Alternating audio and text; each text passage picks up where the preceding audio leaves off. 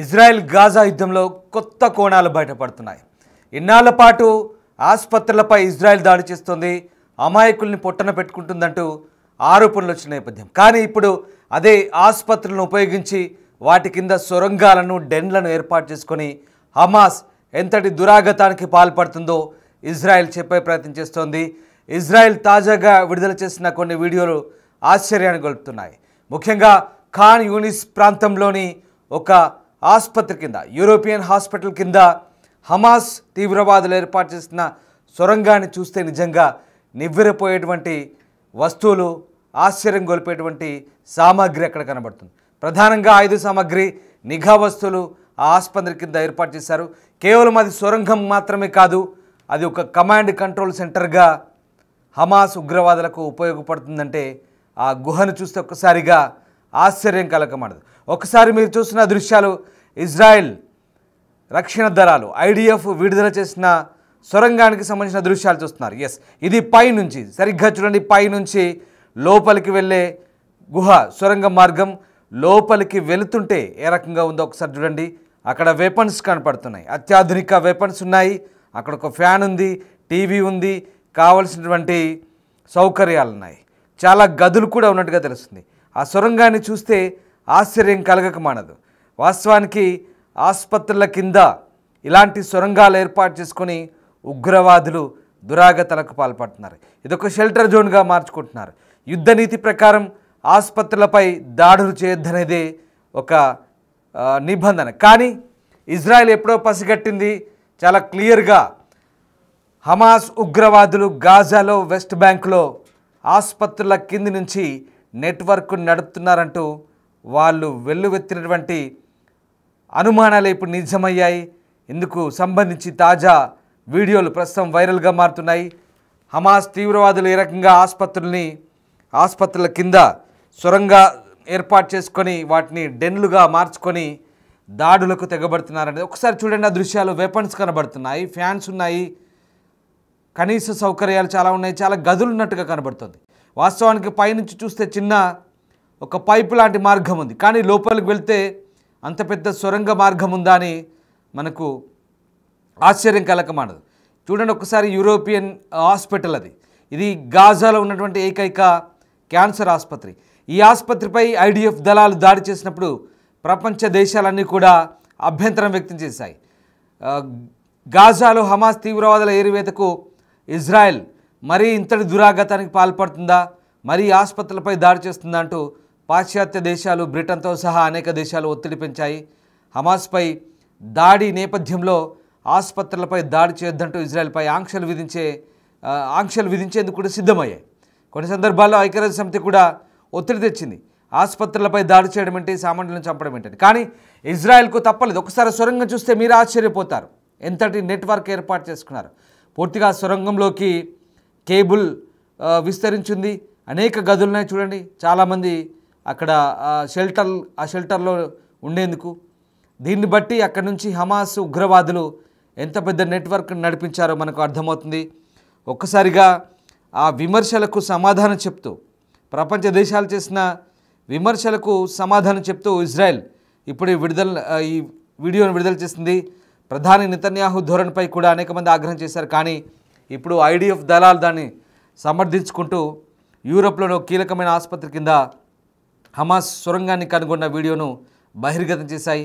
వీడియోలోని దృశ్యాలు ఒకసారి చూస్తే కనుక యూరోపియన్ హాస్పిటల్ కాంపౌండ్లో ఆ సొరంగం కనిపిస్తుంది. దీన్ని హమాస్ కమాండ్ కంట్రోల్ సెంటర్గా ఉపయోగించారు. ఇక్కడి నుంచి ఇజ్రాయెల్పై దాడులకు ప్రణాళికలు సిద్ధం చేస్తోందని IDF ఆరోపిస్తుంది. సొరంగంలో ఆయుధాలున్నాయి, నిఘా సామాగ్రి ఉంది, ఇతర పరికరాలు ఉంచినటువంటి కంట్రోల్ రూములు కూడా కనిపిస్తుంది. ఒకసారి చూడండి, కుర్చీలు, అందులో పూర్తి స్థాయి సామాగ్రి ఉంది, వంట పాత్రలు ఉన్నాయి, తినడానికి, తిండి సమకూర్చుకోవడానికి, వంట చేసుకోవడానికి వంట పాత్రలతో సహా కంప్లీట్గా ఒక డెన్ ఏర్పాటు చేసుకున్నారు. అక్కడ కొన్ని దుస్తులు కనిపిస్తున్నాయి, బ్యాగులు కనిపిస్తున్నాయి, అత్యాధునిక టెక్నాలజీతో ఉపయోగించినటువంటి నిఘా పరికరాలు ఉన్నాయి, అత్యాధునిక ఆయుధ సామాగ్రి, రైఫిల్స్ ఉన్నాయి, అక్కడ గన్స్ ఉన్నాయి. ఇవన్నీ కూడా అక్కడి నుంచి హమాస్ ఉగ్రవాదులు ఏ రకంగా నడిపించారో మనకు అర్థమవుతుంది. హమాస్ తన ప్రయోజనాల కోసం గాజాలోని ఆసుపత్రులను స్థావరాలుగా వాడుకుంటూ పౌరుల ప్రాణాలను ప్రమాదంలోకి నెట్టినట్టుగా ఇక్కడ ఐడిఎఫ్ ఆరోపిస్తుంది. నిజంగా వాస్తవానికి జరిగింది అదే. ఎందుకంటే ఈ తీవ్రవాదుల కమాండ్ కంట్రోల్ సెంటర్లు, సొరంగాల్లో ఉన్నటువంటి కమాండ్ కంట్రోల్ సెంటర్లని ఏరివేతలో భాగంగా ఇజ్రాయెల్కు దాడులు తప్పలేదు. ఏకంగా ఆసుపత్రులపై దాడులు చేసినప్పుడు అందులో చాలామంది సివిలియన్స్ కూడా మరణించారు. కానీ తప్పని పరిస్థితి, ఎందుకంటే నేరుగా సొరంగంలోకి వెళ్ళి దాడి చేయడానికి కుదరదు కాబట్టి పైనుంచి అటాక్ చేశారు.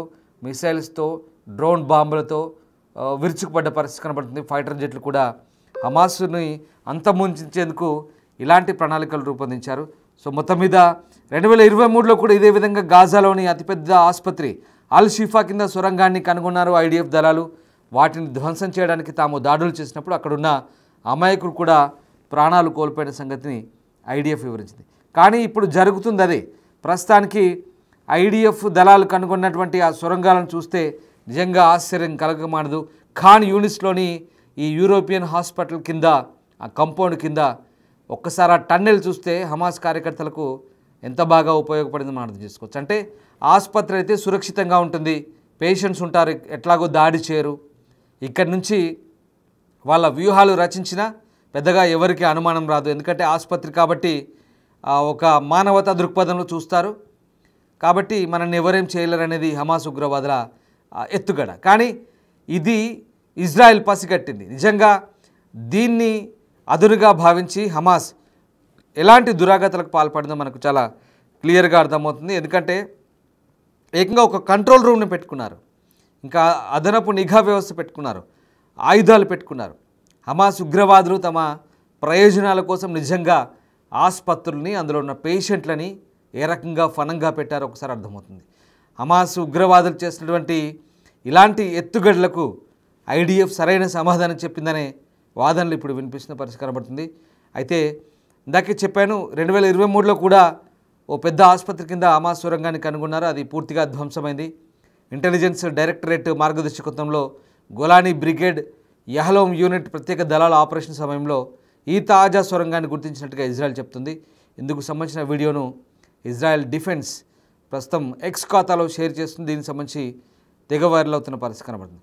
ఒక్కసారి నిజంగా ఈ వీడియోలు చూస్తే కనుక మనకు కూడా ఇన్ని రోజులు అయ్యో పాపం అనిపించినటువంటి ఆసుపత్రులపై దాడులకు సంబంధించినటువంటి కోణంలో ఇప్పుడు హమాస్ చేస్తున్నటువంటి దురాగతాలు, అంటే వాస్తవానికి అమాయకుల ప్రాణాలు పోవడానికి హమాసే కారణంగా మనకు చాలా క్లియర్గా అర్థమవుతుంది. సో ఆ రకంగా ఇప్పటి వరకు 2023 అక్టోబర్ నుంచి ఇజ్రాయెల్ హమాస్ మధ్య జరుగుతున్న పోరులో దాదాపు 50,000 మందికి పైగా ప్రాణాలు కోల్పోయినట్టుగా గాజా ఆరోగ్య శాఖ చెప్తుంది. గత 24 గంటల్లో 60 మంది మరణించినట్టుగా తెలుస్తోంది. మరోవైపు గాజా మొత్తాన్ని తమ నియంత్రణలోకి తీసుకుంటామని ఇప్పటికే బెంజమిన్ నెతన్యాహు ప్రకటించారు. తర్వాత ఈ అంశంపై వెనక్కి తగ్గేది లేదంటూ ఆయన వెల్లడిస్తున్న పరిస్థితి కనబడుతుంది. సో ఒకసారి ఆ దృశ్యాలు చూస్తే కనుక మనకు నిజంగా ఆశ్చర్యం కలగక మానదు. హమాస్ ఉగ్రవాదులు ఎంతటి తెగింపుకు పాల్పడుతున్నారు. వాస్తవానికి మానవతా దృక్పథంలో ఆలోచిస్తే కనుక ఆసుపత్రులపై దాడి చేయడాన్ని చాలామంది ఖండించారు. ఏంటి ఆసుపత్రులపై దాడి చేయడం అంటే, ఇజ్రాయెల్ మరీ ఇంతలా తెగించి దాడులు చేయాలా, ఇంతలా ఆసుపత్రిని కూడా వదలకుండా దాడులు చేయాలంటూ అక్కడ వచ్చినటువంటి విమర్శలు. కానీ దాన్నంతటిని తిప్పికొడితే ఇప్పుడు ఇజ్రాయెల్ రిలీజ్ చేసిన ఈ వీడియోలో మనకు ప్రత్యక్ష సాక్ష్యంగా కనిపిస్తున్నాయి. ఒక్క మాట గుర్తుపెట్టుకోండి, ఉగ్రవాదం అనే భూతాన్ని హమాస్ విడవనంత వరకు కూడా గాజా ఇప్పుడు ఎలా జరిగిందో అలాగే సర్వనాశనం అవుతున్న పరిస్థితి కనబడుతుంది. ఒక్కసారి గాజాలో వెస్ట్ బ్యాంక్లో పరిస్థితులు చూస్తే పూర్తిగా ఏం లేవు, అక్కడ శిథిలాలు తప్ప పూర్తిగా సర్వనాశనమైన బంగళాలు, పూర్తిగా శవాల దిబ్బలు, తినడానికి తిండి దొరకట్లేదు. కమ్యూనిటీ కిచెన్లు కూడా మూతపడ్డాయి. తిండి కోసం చిన్న పిల్లలు ఆ బొచ్చెలు పట్టుకొని ఆహారం కోసం అర్థిస్తుంటే నిజంగా బాధ కలగమన్నది. శత్రువు కూడా ఇలాంటి కష్టం రావద్దు అనిపిస్తుంది. కానీ హమాస్ చేస్తున్నటువంటి దురాగతాలకి, హమాస్ చేస్తున్న తప్పిదాలకు వీళ్ళంతా కూడా అనుభవిస్తున్నారు. వాస్తవానికి ఇజ్రాయెల్ దాడులను చాలామంది తప్పు పడుతున్నారు. ఇంకా కూడా దాడులు ఆపకపోతే ఎలా, హమాస్లో పూర్తిగా మారణహోమం జరుగుతుందంటూ కొంతమంది వాదిస్తున్న పరిస్థితి. కానీ హమాస్ తీవ్రవాదులు చేస్తున్నటువంటి ఎత్తుగడలు, ఎందుకంటే ఒక్క హమాస్ దగ్గర ఇప్పటికీ 55 మందికి పైగా బందీలు ఉన్నారు. 251 మందిని బందీలుగా పట్టుకొని 2023 అక్టోబర్లో తీసుకెళ్లారు. తాజాగా ఒక థాయిలాండ్ చెందిన బందీ మృతదేహం కూడా కనుక్కున్నారు. అంటే హమాస్ కూడా పట్టు విడుపులకు పోతుంది. హమాస్ ఆ బందీలను వదిలేస్తే ఇజ్రాయెల్ కామ్ అవుతుంది. కానీ హమాస్ కూడా ఇప్పటికీ ఆ బందీలను వదలదు. ఈ మొత్తం తతంగానికి కారణం మనం ఇక్కడ హమాస్నే తప్పుబట్టాల్సి వస్తుంది. ఎందుకంటే ఉగ్రవాదాన్ని చేతబట్టుకొని హమాస్ ఏలుదామని చూస్తుంది. కానీ అదే ఉగ్రవాదం వాళ్ళని పూర్తిగా మింగేస్తుంది. అమాయక గాజా పౌరులు ఇవాళ వందలాది సంఖ్యలో వేలాది సంఖ్యలో హతమవుతున్నారంటే కేవలం హమాస్ వల్లే. ఇవాళ గాజాకి పరిస్థితి వచ్చిందంటే కేవలం హమాస్ వల్లే. హమాస్కు వ్యతిరేకంగా కూడా గాజాలో అనేక ఆందోళనలు కొనసాగాయి. ఇప్పటికే హమాస్ చెందినటువంటి టాప్ కమాండర్లందరినీ కూడా ఎలిమినేట్ చేసినట్టుగా ఇజ్రాయెల్ చెప్తోంది. కానీ కొంతమంది హమాస్ తీవ్రవాదులు ఇంకా ఇలాంటి ఆసుపత్రుల కింద నెట్వర్క్ పెట్టుకుని ఏకంగా ఆ టన్నెల్స్ చూస్తే, ఆ సొరంగాలు చూస్తే కమాండ్ కంట్రోల్ సెంటర్ ఏర్పాటు చేసుకొని ఇజ్రాయెల్ను రెచ్చగొడుతూ మళ్ళీ దాడులకు తెగబడితే ఇజ్రాయెల్ కూడా ఖచ్చితంగా చెప్తుంది, ఎట్టి పరిస్థితుల్లో మేము కాంప్రమైజ్ అయ్యే ప్రసక్తే లేదు, చివరి హమాస్ టెర్రరిస్ట్ను ఎలిమినేట్ చేసే వరకు కూడా పోరాటం ఆగదు అని చెప్తుంది.